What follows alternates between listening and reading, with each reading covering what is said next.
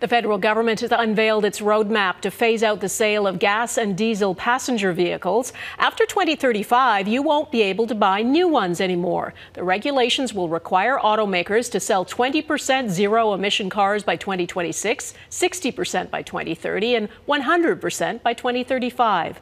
As Abigail Bimman reports, it is a big shift, and some are concerned about affordability and a shortage of electricity.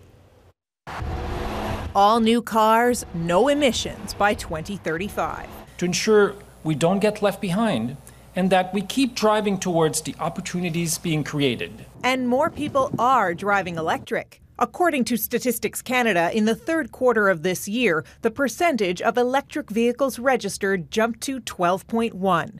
British Columbia and Quebec drive the most, already meeting the 2026 goal of 20%. There are real challenges to electrification, including affordability and charging infrastructure.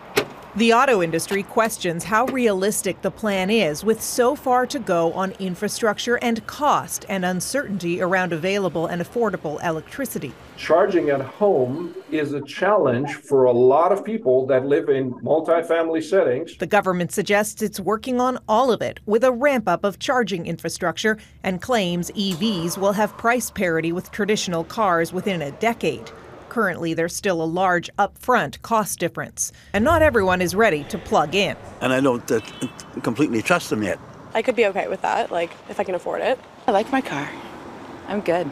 Canada's Electric Vehicle Society calls the announcement a step in the right direction, and while acknowledging the same concerns, believes industry, private sector, and government need to work together for a fix. These rural highways where there isn't infrastructure, there's grid issues, capacity issues, and just cost issues, right? Running cables to the side of a highway in the middle of nowhere is expensive. The new regulations have a credit and deficit program for automakers who will have 3 years to reverse deficits if they don't meet targets. The environment minister says after that point, companies will be fined. Industry is concerned penalties will end up punishing Canadians with a shortage of gas-powered vehicles before they're ready or can afford to go electric. Abigail Bimman, Global News, Ottawa.